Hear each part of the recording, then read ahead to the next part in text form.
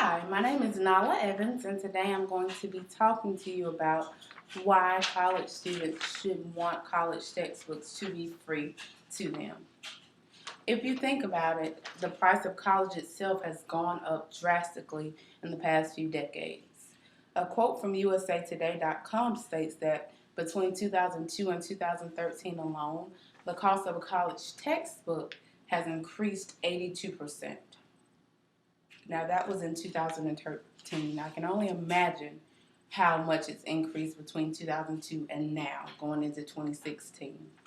Well, we as college students know that the price increase is very, very depressing for us. When we get ready to start our semesters, we dread going to bookstores, buying our books. Whether you order online and you go online class, or if you go to a campus and attend your classes, it's very depressing to buy your books because we do spend so much money on those 4 or 5 books that we use per semester. If we do not have the chance to focus on our education, it can deter us from finishing school and getting those degrees or those certificates that we originally went for. A lot of people are not able to go to college because they can't afford the books that they need for their classes, which causes them to have to do certain things that they didn't originally plan to do. Everyone is not fortunate enough to be able to purchase college textbooks as well as pay for the other fees that come along with a college education. Also, after doing further research, I found that now the average price of a textbook in college is $200. And that times 5 for someone who takes an average of 12 credit hours per semester is almost $1,000, if not more, based on what classes you take. So you may say, why is that important? Well, you're in college, so you're taking these classes, so of course you're going to have to pay some money to further your education. The reason why it's important for us to push for free college textbooks is we have to stand our ground as college students. We're going to college to further our education, but we can only further our education by using the resources that we have. If we don't have certain resources, we have to find ways to make those resources available to us. From www.attention.com, I have learned that 70% of students will not be able to attend their classes next semester because they cannot afford to purchase their college textbooks. That is a depressing fact. Because so many students can't purchase their books, they're not able to go and do what they need to do to enhance their lifestyle and to provide for their children or their families or whatever the reason may be that they're in college. They're not able to do these things.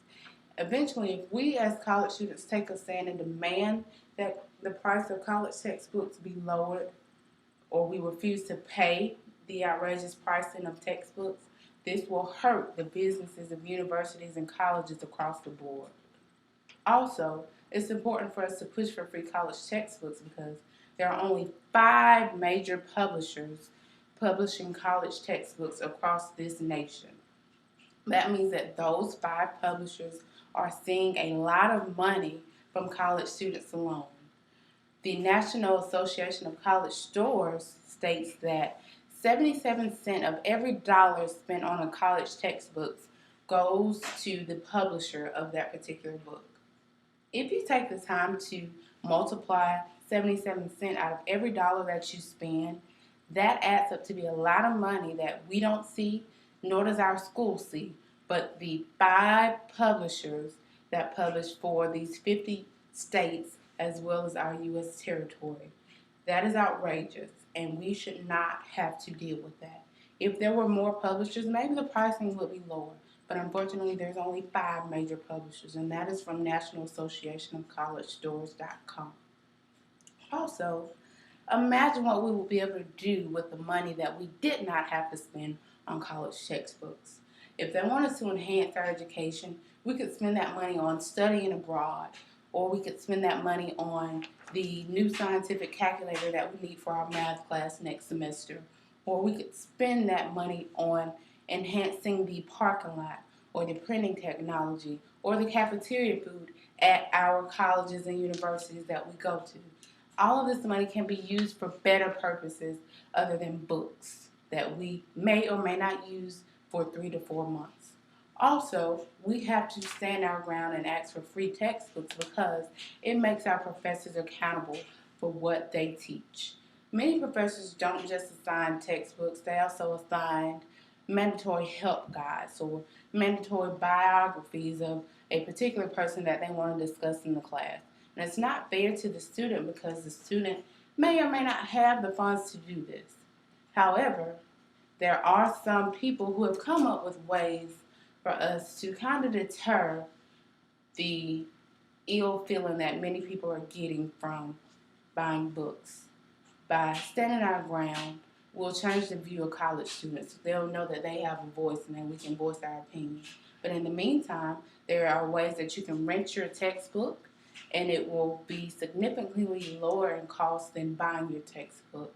You can also sell your book back to the facility that you purchased it from. Also, there's a such thing as open textbooks online. If you look into that, you'll see where you can read your book online for about $20 to $30 cheaper than what you have. And that information comes from studentperks.org. Also, you may be able to file your textbooks on your taxes of the next year. So right now, we're not at the point where we can have free textbooks, but we are at the point where we can fight for that right. And there are a few ways that we can go about getting cheaper textbooks until that time comes. Thank you so much for your time.